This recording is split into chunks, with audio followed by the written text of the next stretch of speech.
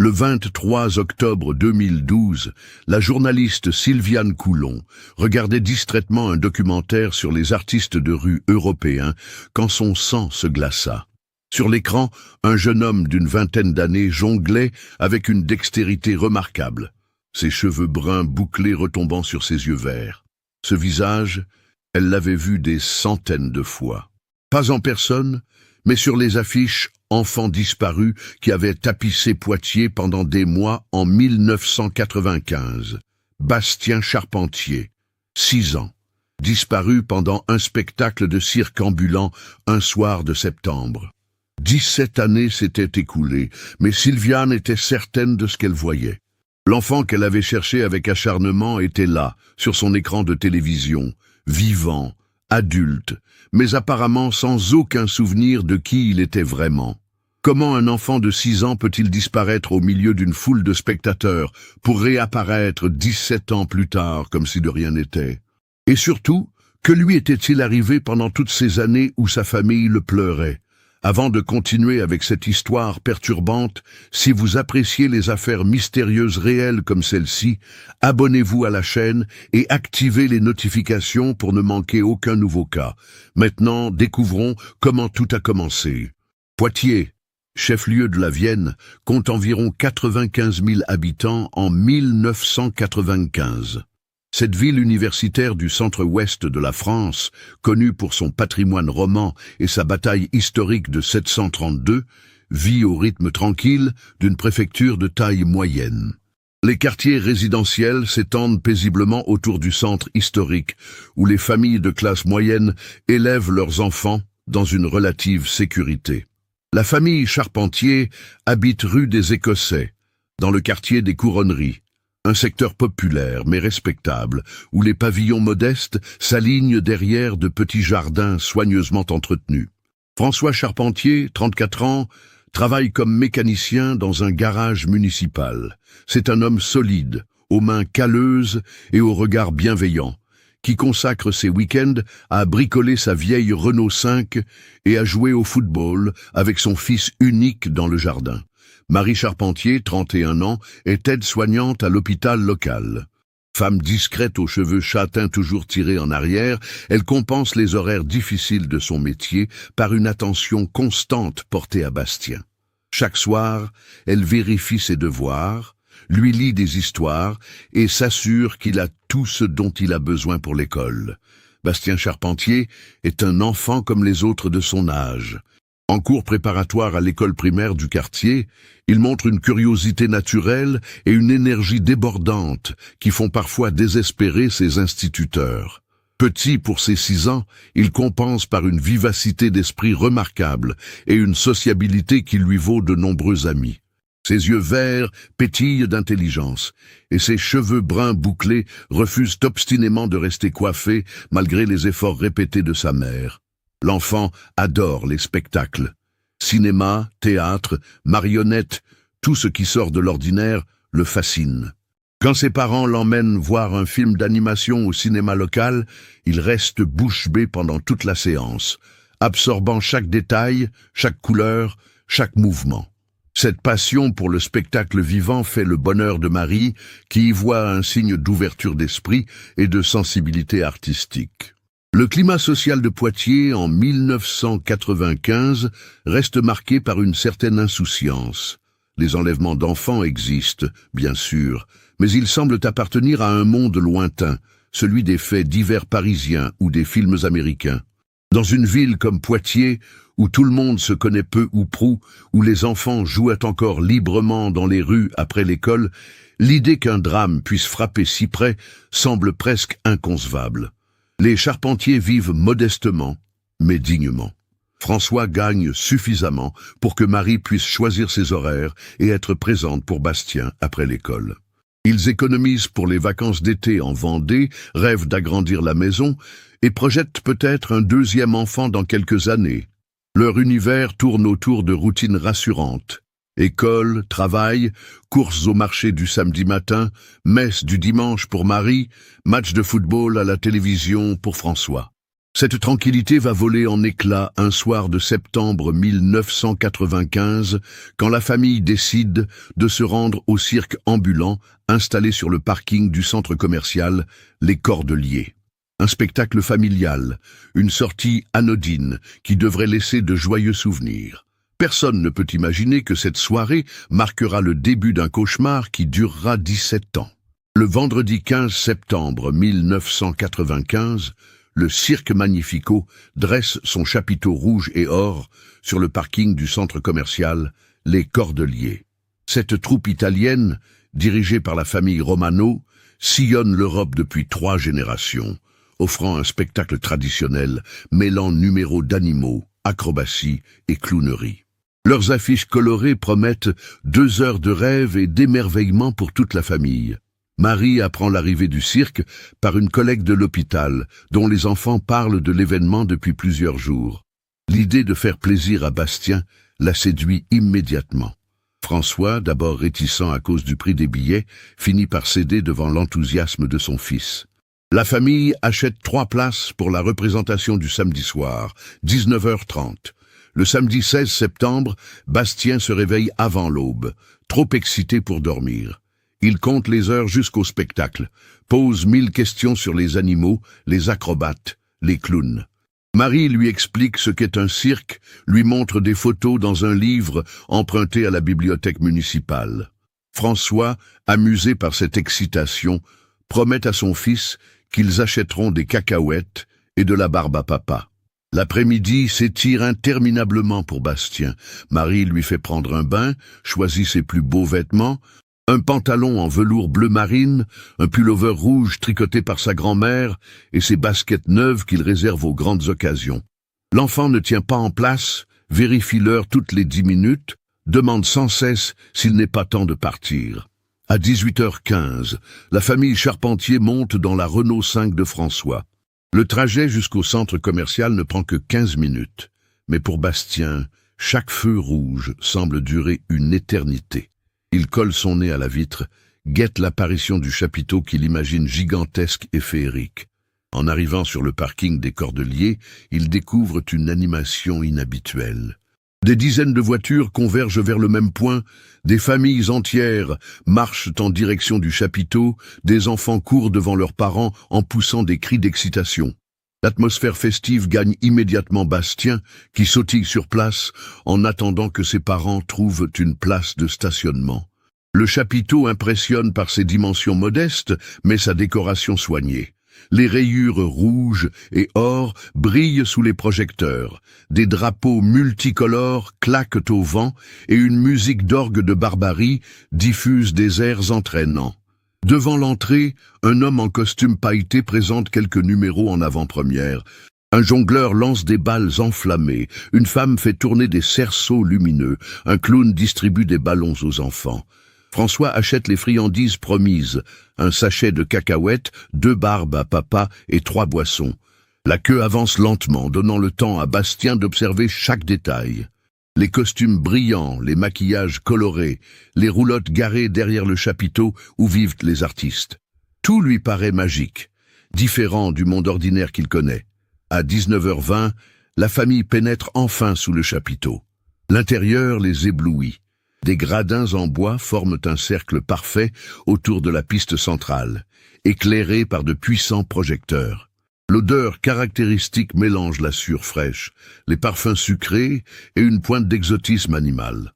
Bastien n'en perd pas une miette, tournant la tête dans tous les sens pour ne rien manquer. Leur place se situe au 3e rang, suffisamment près pour bien voir mais assez loin pour garantir la sécurité. Marie s'installe entre François et Bastien, gardant un œil attentif sur son fils qui gigote d'impatience. Autour d'eux, d'autres familles poitevines vivent la même excitation. Parents attendris, enfants surexcités, grands-parents nostalgiques. Le spectacle commence exactement à 19h30 par l'entrée spectaculaire de tous les artistes. Cavaliers, acrobates, clowns, musiciens défilent dans un tourbillon de couleurs et de musique. Bastien applaudit à tout rompre, pousse des O et des A à chaque numéro, se penche en avant pour ne rien perdre du spectacle.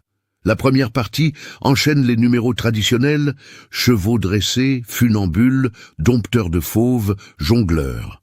Bastien reste fasciné particulièrement par un jeune acrobate d'une quinzaine d'années, qui exécute des figures aériennes d'une grâce saisissante.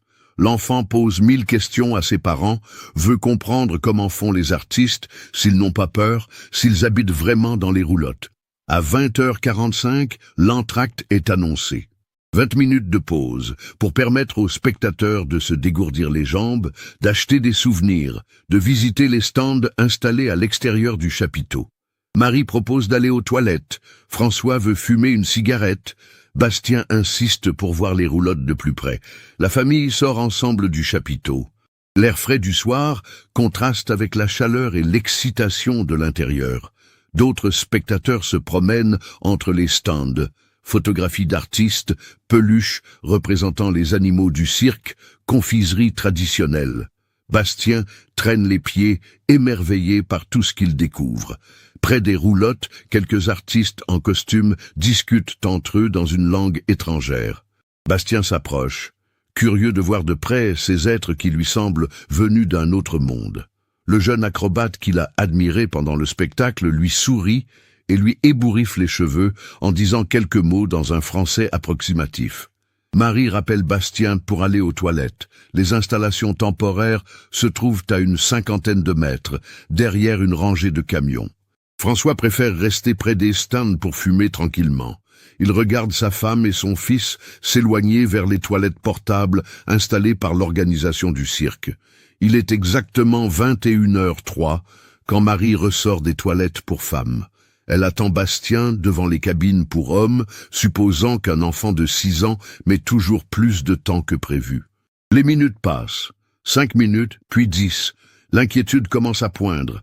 Marie frappe à la porte de la cabine que Bastien a utilisée. Pas de réponse. Elle pousse la porte, vide.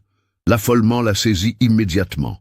Elle court vers François qui discute encore près des stands de souvenirs. Bastien a disparu.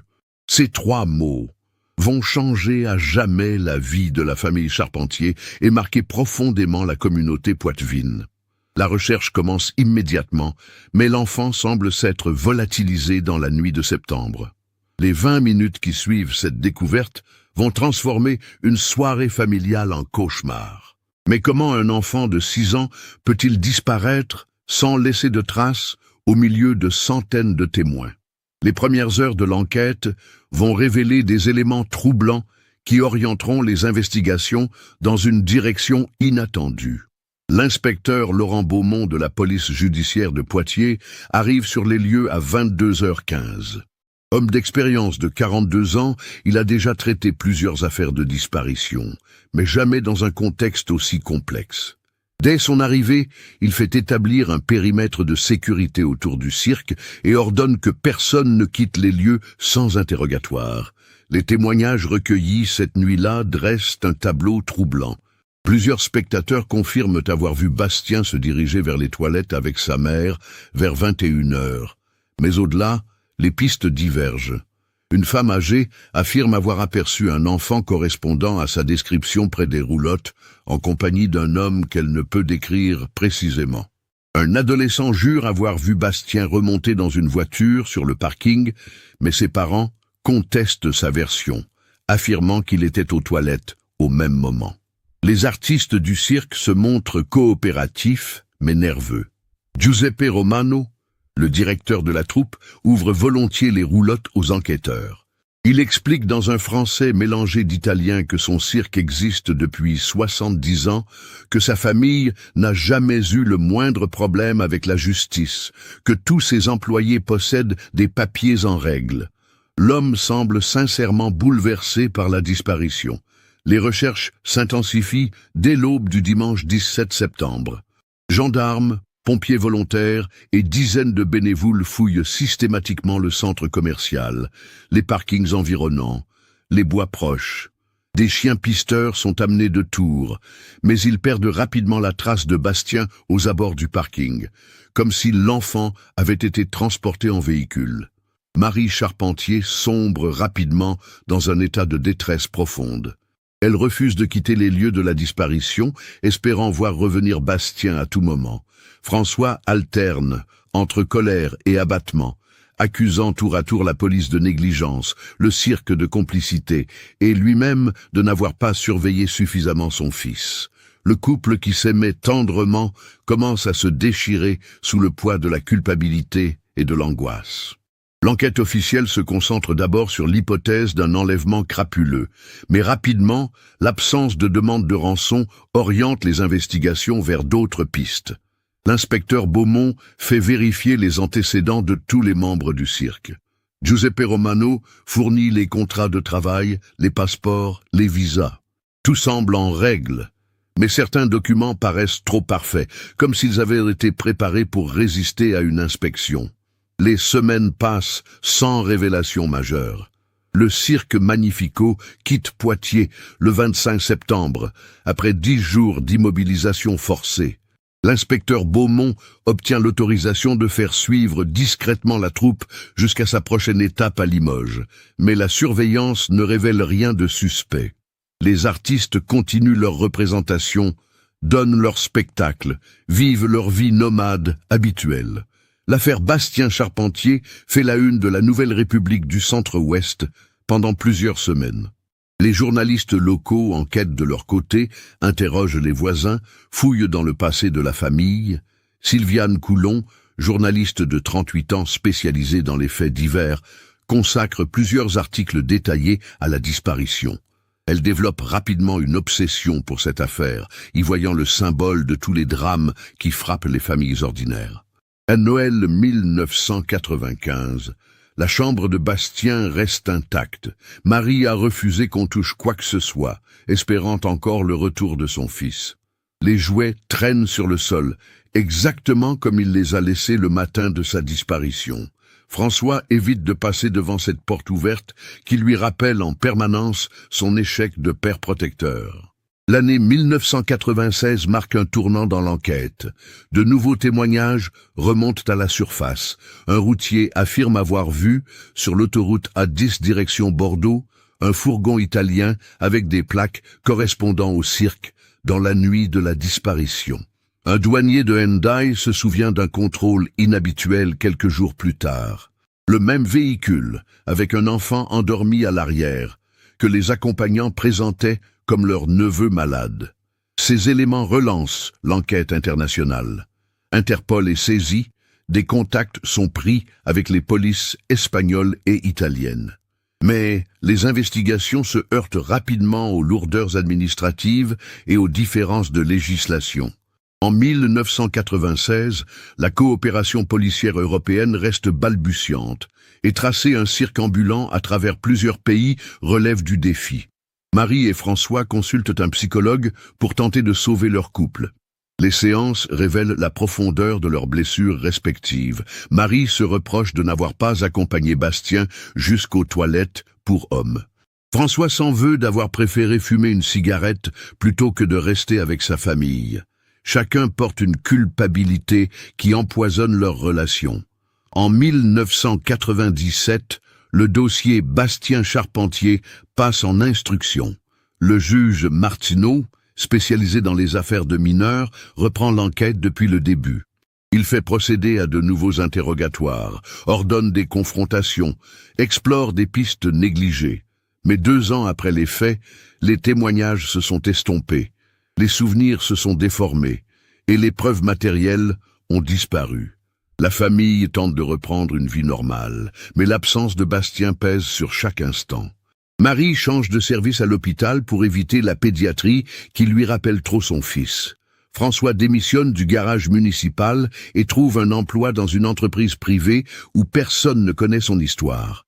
Le couple déménage dans un petit appartement du centre-ville, fuyant la maison où chaque objet évoque des souvenirs douloureux.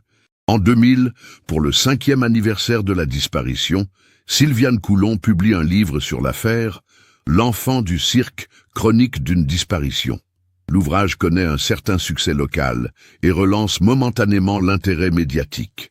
Plusieurs témoins se manifestent, mais leurs déclarations n'apportent aucun élément nouveau à l'enquête. Les années 2000 marque l'émergence d'Internet et des nouvelles technologies de communication. Marie apprend à utiliser un ordinateur pour participer à des forums de parents d'enfants disparus. Elle y trouve un réconfort relatif en échangeant avec d'autres familles victimes de drames similaires. François, plus réticent à ces nouveaux outils, préfère l'action concrète et participe régulièrement aux battues organisées pour retrouver d'autres enfants disparus. En 2003, l'affaire Bastien Charpentier est officiellement classée sans suite, faute d'éléments nouveaux. L'inspecteur Beaumont, proche de la retraite, remet personnellement le dossier à Marie et François.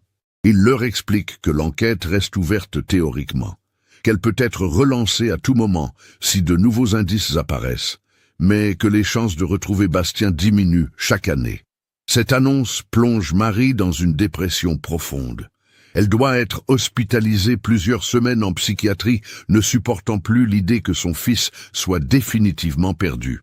François, de rester seul, puise dans ses dernières forces pour maintenir un semblant de vie sociale et professionnelle.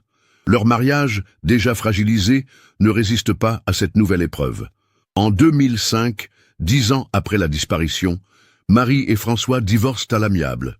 Ils restent en contact, unis par leur douleur commune, mais incapables de reconstruire ensemble. Marie s'installe dans un studio près de l'hôpital où elle travaille.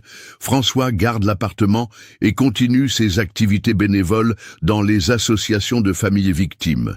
La société française évolue, les méthodes d'investigation se modernisent, mais l'affaire Bastien Charpentier semble appartenir définitivement au passé. Les enquêteurs qui ont succédé à l'inspecteur Beaumont jettent parfois un œil sur le dossier, mais sans conviction particulière. Les témoins de l'époque ont vieilli, déménagé ou simplement oublié. Le cirque Magnifico a cessé ses activités en 2001, après la mort de Giuseppe Romano. Sylviane Coulon, devenue rédactrice en chef d'un hebdomadaire régional, garde un œil attentif sur toutes les affaires de disparition d'enfants. Elle a développé une expertise reconnue dans ce domaine et intervient régulièrement comme consultante pour d'autres médias. Mais l'affaire Bastien reste son obsession secrète, celle qu'elle n'a jamais résolue, celle qui l'empêche de dormir certaines nuits. En 2010, 15 ans après les faits, Marie Charpentier apprend qu'elle est atteinte d'un cancer du sein. Cette nouvelle épreuve la réconcilie paradoxalement avec la vie. Elle entreprend une chimiothérapie avec détermination, soutenue par François, qui retrouve sa place de compagnon attentionné. Leur relation, purifiée par les années et la souffrance, retrouve une forme de sérénité.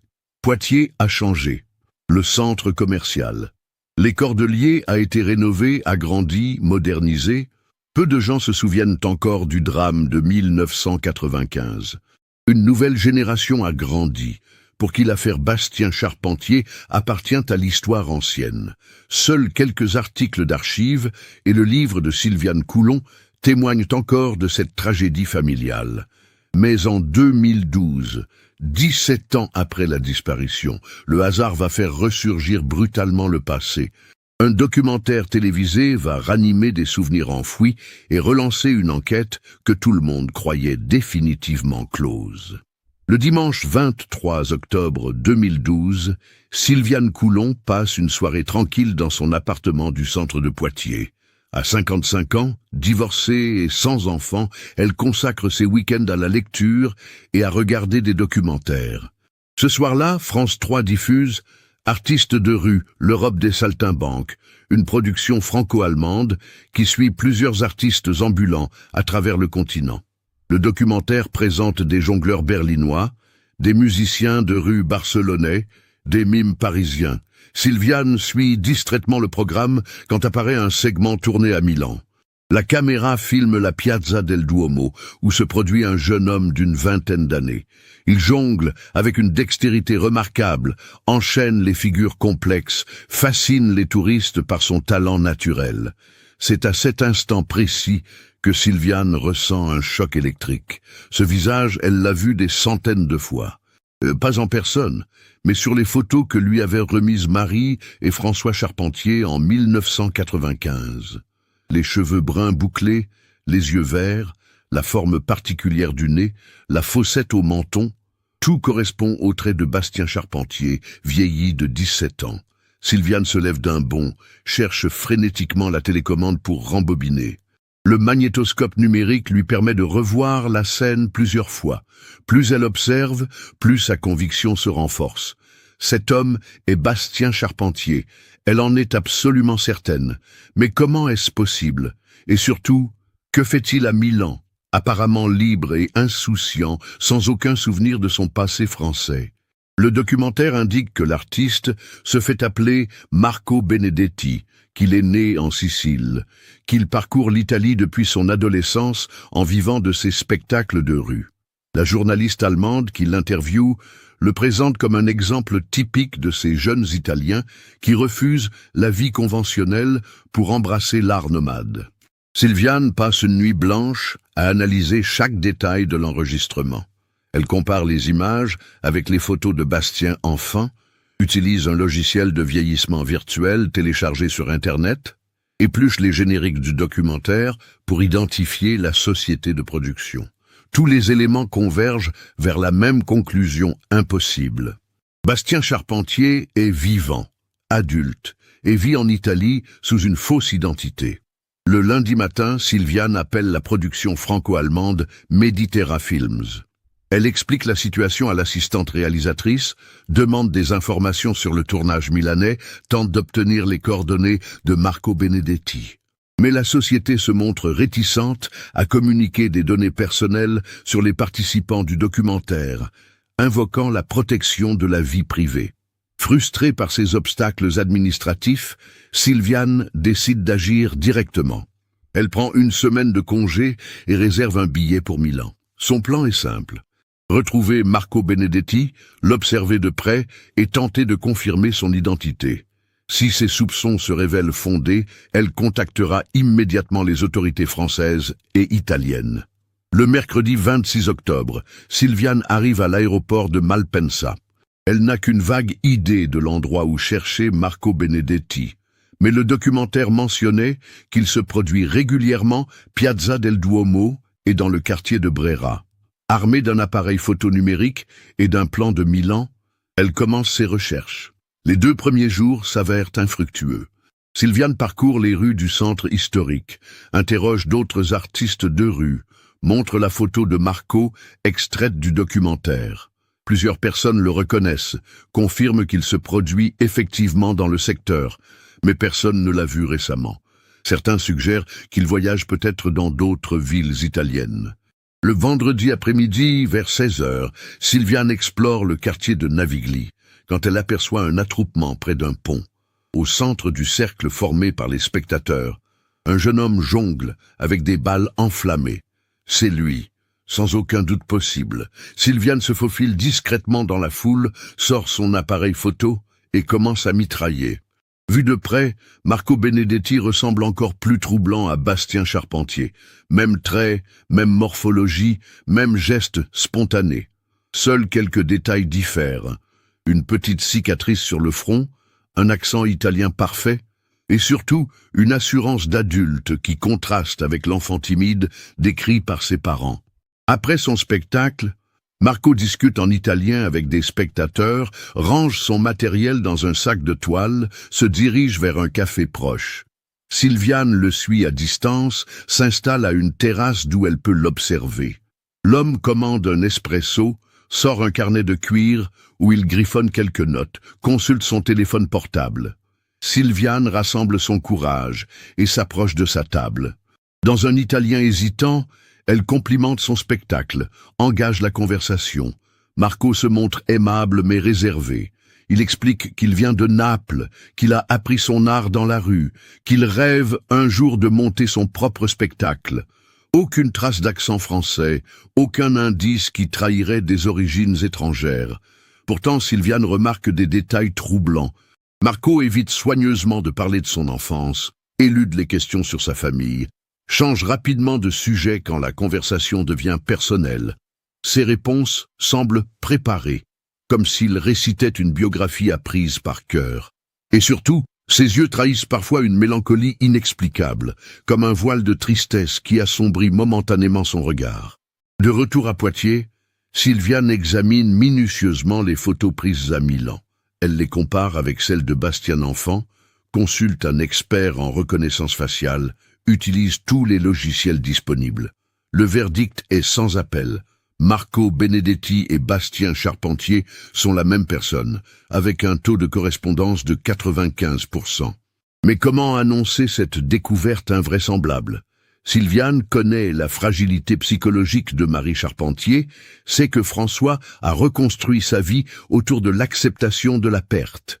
Révéler brutalement que leur fils est vivant sans être certain de pouvoir le leur rendre risque de les détruire définitivement. Elle décide de reprendre l'enquête depuis le début, de chercher des preuves irréfutables avant de contacter la famille.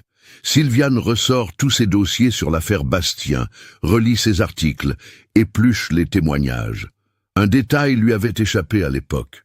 Le jeune acrobate que Bastien admirait pendant le spectacle, celui qui lui avait ébouriffé les cheveux pendant l'entracte. Les archives de police mentionnent ce garçon, Enzo Moretti, 15 ans en 1995, fils adoptif de Giuseppe Romano. L'adolescent avait été interrogé comme tous les membres du cirque, avait fourni des réponses cohérentes, n'avait éveillé aucun soupçon. Mais aujourd'hui, avec le recul, Sylviane se demande si ce contact n'était pas le début d'un processus de séduction. Elle entreprend des recherches sur la famille Romano et découvre des éléments troublants. Giuseppe Romano, décédé en 2001, avait adopté plusieurs enfants au cours de sa carrière. Officiellement, il recueillait des orphelins italiens pour leur offrir une formation artistique et une vie décente. Mais certains de ces enfants présentaient des caractéristiques physiques incompatibles avec des origines italiennes. Un article de presse de 1988 mentionne l'arrestation temporaire de Romano en Espagne pour irrégularité administrative concernant des mineurs. L'affaire avait été classée faute de preuves, mais elle révélait l'existence de soupçons sur les méthodes de recrutement du cirque. D'autres incidents similaires s'étaient produits en Allemagne et en Autriche, toujours suivis de classements sans suite. Sylviane contacte d'anciens enquêteurs européens spécialisés dans les réseaux de trafic d'enfants. Elle apprend l'existence d'une filière qui opérait dans les années 90, kidnappant des enfants occidentaux pour les transformer en artistes de rue anonymes. La méthode consistait à effacer progressivement leur identité d'origine par des techniques de manipulation psychologique, puis à leur créer une nouvelle biographie plausible. Ces révélations éclairent sous un jour nouveau la disparition de Bastien. L'enfant n'aurait pas été enlevé au hasard, mais sélectionné pour ses qualités physiques et son intérêt pour le spectacle. Les complices du cirque l'auraient attiré vers les roulottes pendant l'entracte, endormi avec un produit chimique, puis transporté hors de France avant que l'alerte soit donnée. En novembre 2012, Sylviane prend contact avec le commissaire divisionnaire Patricia Lemaire, qui a succédé à l'inspecteur Beaumont, à la tête de la section des mineurs de Poitiers. Elle lui présente ses découvertes, montre les photos de Marco Benedetti, expose sa théorie sur le réseau Romano. Le commissaire se montre intéressé mais prudente, demandant des vérifications supplémentaires avant d'engager une procédure officielle.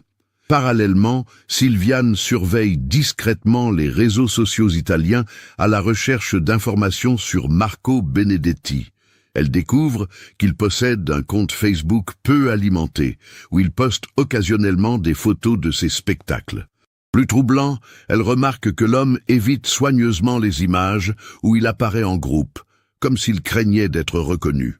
En décembre, Sylviane retourne secrètement à Milan avec un plan plus élaboré. Elle a contacté une détective privée italienne, Lucia Santini, spécialisée dans les affaires familiales. Ensemble, elles organisent une surveillance discrète de Marco Benedetti pour documenter ses habitudes, identifier ses contacts et tenter de percer ses secrets.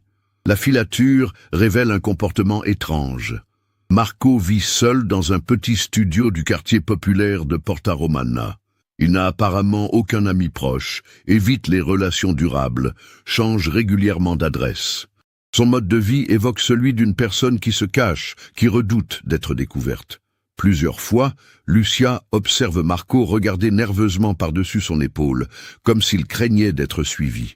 Plus troublant encore, la détective remarque que Marco consulte régulièrement des sites internet français. Les analyses de son ordinateur portable, observées à distance dans un café internet, révèlent des recherches sur Poitiers, sur des événements de 1995, sur l'évolution de certains quartiers de la ville. Ces comportements suggèrent que Marco conserve des souvenirs fragmentaires de son passé français.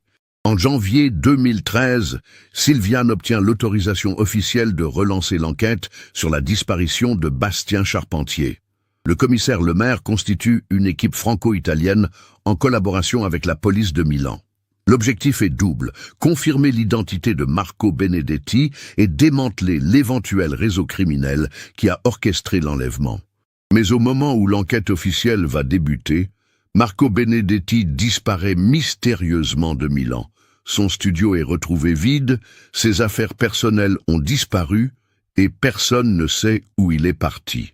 Cette fuite précipitée confirme les soupçons de Sylviane. L'homme a été averti des investigations en cours et a préféré fuir plutôt que d'affronter la vérité. La course contre la montre commence. Pendant que Marco Benedetti tente d'échapper aux enquêteurs, ceux-ci reconstituent patiemment le puzzle de sa véritable identité. Chaque indice les rapproche de la confirmation définitive. Cet artiste de rue italien est bien Bastien Charpentier, l'enfant disparu 17 ans plus tôt à Poitiers. Le 15 février 2013, l'équipe franco-italienne reçoit un signalement crucial. Marco Benedetti a été aperçu dans une gare routière de Florence, tentant d'acheter un billet pour l'Europe de l'Est. Les caméras de surveillance confirment sa présence, mais l'homme a disparu avant l'arrivée des forces de l'ordre. Cette fuite désespérée indique qu'il sait désormais être recherché et qu'il tente d'échapper définitivement à son passé.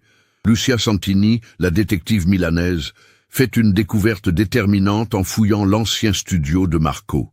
Dissimulée derrière une plainte décellée, elle trouve un petit carnet de cuir rouge, probablement oublié dans la précipitation du départ. Ce carnet contient des dessins d'enfants, des mots griffonnés en français et surtout une photo cornée représentant une maison avec un jardin. Au dos de la photo, une écriture maladroite d'enfant, maison, papa, mama. L'analyse graphologique confirme que cette écriture correspond aux échantillons de Bastien Charpentier conservés dans ses cahiers d'école. Plus troublant encore, la photo représente exactement la maison des Charpentiers rue des Écossais, photographiée sous l'angle précis visible depuis la chambre de Bastien. Cette découverte constitue la preuve irréfutable que Marco Benedetti conserve des souvenirs de son enfance française, malgré les années de conditionnement psychologique. Le commissaire Lemaire décide de jouer la transparence avec la famille Charpentier. Le 16 février, elle convoque Marie et François dans son bureau pour leur révéler la vérité. Marie s'effondre en pleurs en découvrant les photos de Marco, reconnaissant immédiatement les traits de son fils. François reste muet de stupeur, incapable d'assimiler cette résurrection impossible après 17 années de deuil. « Il est vivant », répète Marie entre ses sanglots. « Mon petit garçon est vivant. » Mais cette joie se mélange immédiatement à une angoisse terrible. Dans quel état psychologique vont-ils retrouver leur fils, que lui ont fait subir ses ravisseurs? Sera-t-il capable de reconnaître ses parents biologiques après tant d'années de vie sous une fausse identité?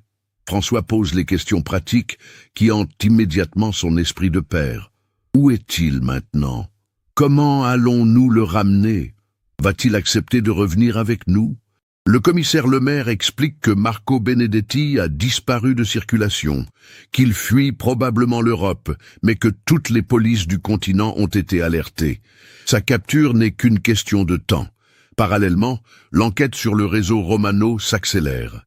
Les autorités italiennes exhument des archives concernant d'autres enfants adoptés par la famille du cirque.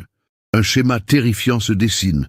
Depuis les années 70, les Romano ont enlevé des dizaines d'enfants européens, les ont transportés en Italie du Sud, puis les ont soumis à un processus de rééducation totalitaire.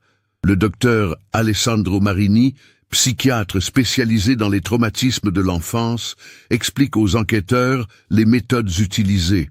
Ils isolaient d'abord l'enfant de tout contact avec son passé, créaient une dépendance affective totale, puis remplaçaient progressivement ses souvenirs par une nouvelle histoire personnelle. À 6 ans, la personnalité n'est pas encore fixée. Avec de la patience et des techniques appropriées, il est possible de reformater complètement l'identité d'un enfant. Ces révélations glacent d'horreur Marie et François. Leur fils n'a pas seulement été kidnappé, il a été psychologiquement détruit et reconstruit. Marco Benedetti n'est pas Bastien Charpentier devenu adulte. C'est une personnalité artificielle créée sur les ruines de leur enfant. Cette prise de conscience ajoute une dimension tragique à leurs retrouvailles espérées. Le 28 février, la police roumaine signale l'arrestation d'un homme correspondant au signalement de Marco Benedetti, près de la frontière moldave. L'individu portait de faux papiers italiens et tentait de passer clandestinement en Ukraine. Transféré à Bucarest, il refuse obstinément de décliner sa véritable identité, prétendant s'appeler Marco Benedetti et être né à Naples. Sylviane Coulon obtient l'autorisation d'assister aux interrogatoires en tant que journaliste spécialisée dans l'affaire. Elle découvre un homme de 23 ans au regard fuyant, qui s'exprime parfaitement en italien, mais trahit une nervosité extrême quand on évoque la France. Ses réponses semblent automatiques, comme récitées par cœur, mais des failles apparaissent dans sa biographie officielle. L'interrogatoire décisif a lieu le 5 mars 2013. Le commissaire Lemaire, accompagné d'un interprète et d'un psychiatre, confronte Marco aux preuves accumulées. Les photos de reconnaissance faciale, le carnet retrouvé dans son studio, les témoignages concordants. L'homme nie farouchement, s'accroche à son identité italienne, mais son attitude trahit un trouble profond. C'est l'intervention inattendue de Marie Charpentier qui fait basculer la situation.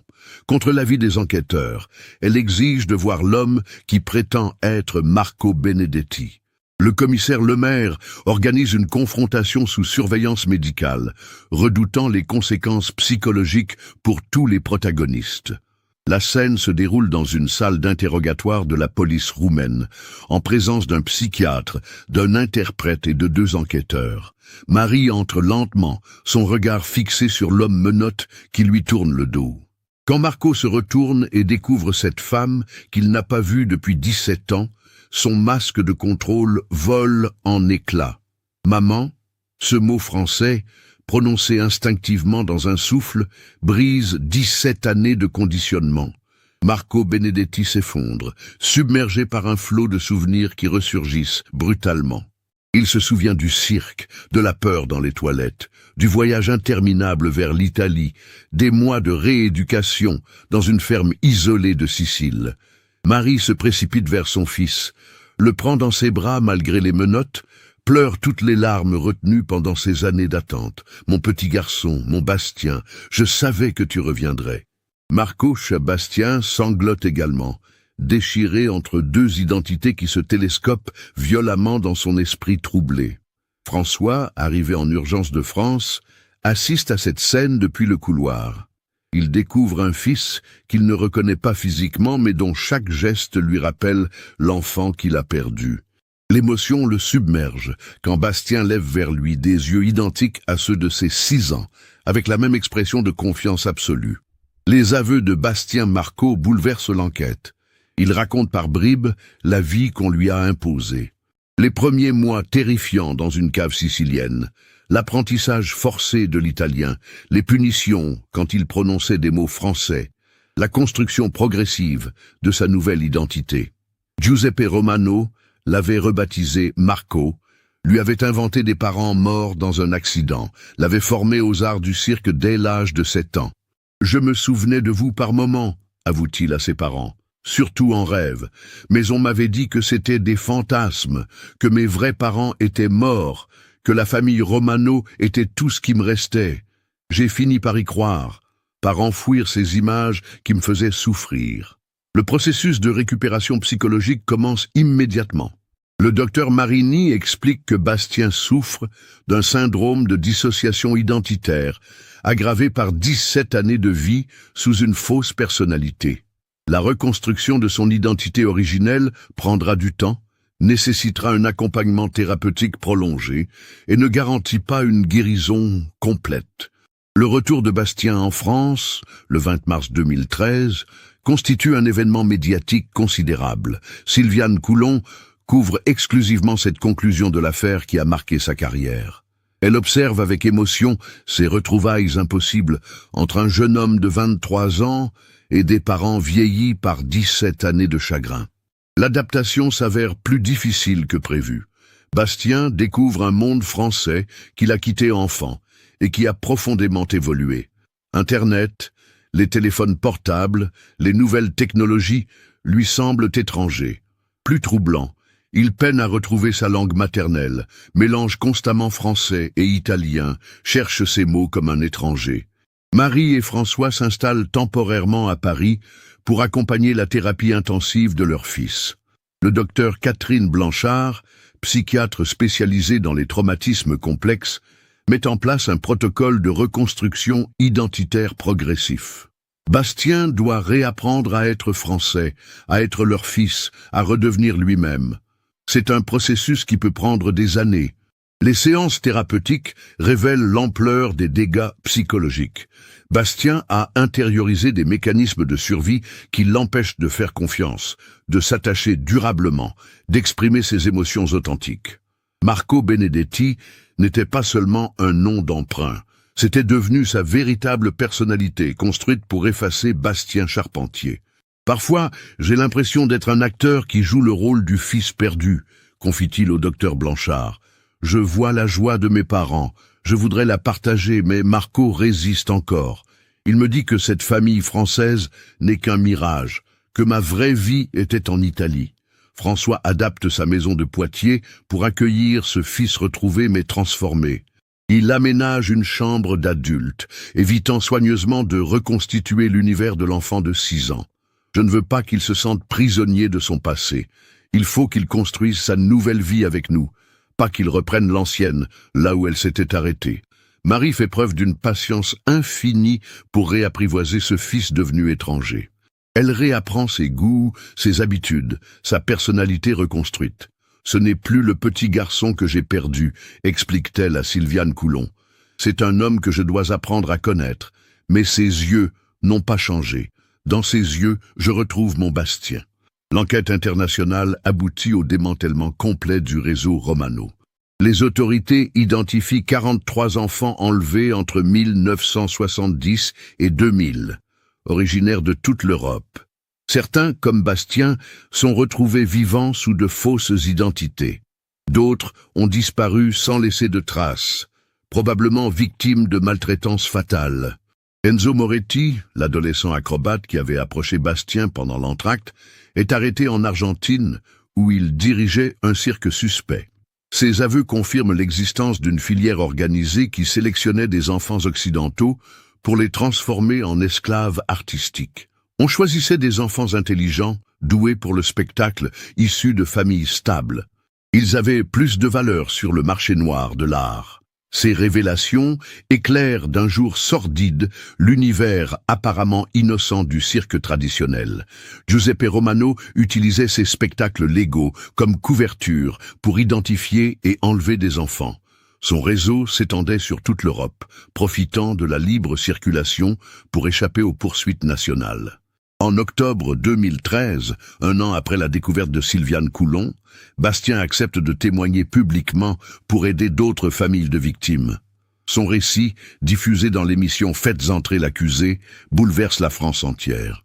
Il raconte avec des mots simples 17 années de vie volée, d'identité effacée, de liberté confisquée. « Je ne suis ni Marco ni Bastien », dit-il face aux caméras. Je suis quelqu'un qui essaie de recoller les morceaux de 2 vies cassées. Mes parents français m'ont donné la vie. Mes ravisseurs m'ont donné la survie. Maintenant, je dois apprendre à vivre vraiment. Le processus judiciaire s'étale sur plusieurs années. Bastien témoigne dans de nombreux procès contre les membres du réseau Romano. Chaque audition ravive ses traumatismes, mais il s'accroche à la nécessité de faire justice pour tous les enfants victimes. Si mon témoignage peut aider à retrouver un seul autre enfant, alors ces souffrances auront servi à quelque chose. Marie reprend progressivement son travail à l'hôpital de Poitiers.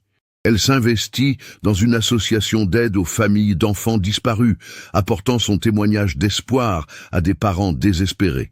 Pendant 17 ans, j'ai vécu avec l'espoir que Bastien reviendrait. Cet espoir m'a détruite, mais aussi sauvée. Je veux le transmettre à d'autres. François se découvre une passion pour la formation d'éducateurs spécialisés.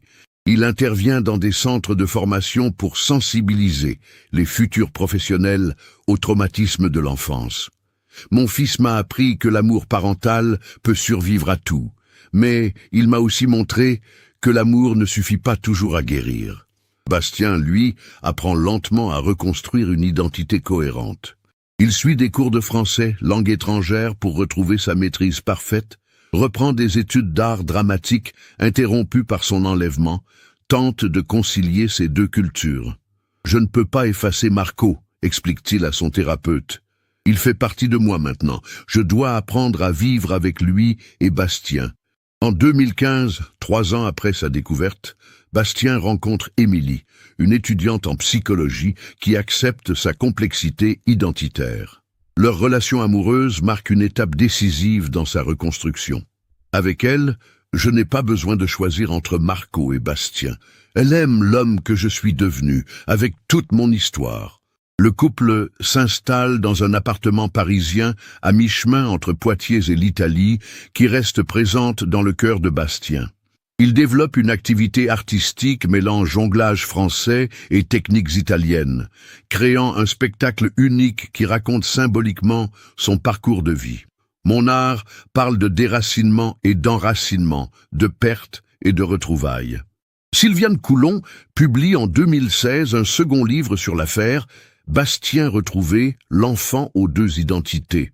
L'ouvrage connaît un succès international et contribue à sensibiliser l'opinion publique au réseau de traite des enfants. Les droits d'auteur sont intégralement reversés aux associations de protection de l'enfance. En 2018, 23 ans après sa disparition, Bastien devient père d'une petite fille qu'il prénomme Lucia, en hommage à la détective italienne qui a contribué à le retrouver. Cette naissance marque symboliquement sa renaissance complète. Ma fille ne connaîtra jamais la peur que j'ai vécue. Elle grandira dans l'amour et la sécurité que tous les enfants méritent. Marie et François, devenus grands-parents, découvrent une joie qu'ils n'espéraient plus. Cette petite fille boucle la boucle, confie Marie. Elle porte en elle l'espoir que nous avions perdu, la continuité familiale que les Romano avaient voulu briser. L'affaire Bastien Charpentier transforme profondément les méthodes d'investigation des disparitions d'enfants. Un fichier européen est créé pour croiser les signalements et identifier les réseaux transnationaux. Les techniques de reconnaissance faciale sont systématisées, permettant de retrouver plusieurs autres victimes d'enlèvements anciens. Aujourd'hui, Bastien vit sereinement entre ces deux identités réconciliées. Il garde contact avec quelques amis italiens de son passé de Marco, tout en reconstituant des liens avec ses camarades d'enfance poitevins. Je ne renie rien de ce que j'ai vécu. Marco m'a appris la survie. Bastien m'a donné l'amour. Ensemble, ils font de moi un homme complet. Cette affaire nous montre comment l'amour familial peut survivre aux pires épreuves et comment l'espoir peut triompher du désespoir le plus profond. Elle révèle aussi l'existence de réseaux criminels sophistiqués qui exploitent l'innocence des enfants pour des profits sordides. Mais surtout, elle prouve qu'il ne faut jamais cesser de chercher, jamais cesser d'espérer, jamais cesser de croire aux retrouvailles impossibles. Que pensez-vous de cette histoire extraordinaire? Aviez-vous perçu les indices qui menaient vers la vérité? Comment imaginez-vous la difficulté de concilier deux identités forgées dans des circonstances si différentes? Partagez vos réflexions dans les commentaires. Si cette enquête approfondie vous a captivé, n'oubliez pas de vous abonner à la chaîne et d'activer les notifications pour ne manquer aucune de nos investigations. Laissez un like si cette histoire vous a touché et partagez-la avec vos proches qui s'intéressent aux mystères résolus de notre époque. Votre soutien nous encourage à continuer ces enquêtes qui redonnent espoir aux familles brisées par le silence et l'oubli.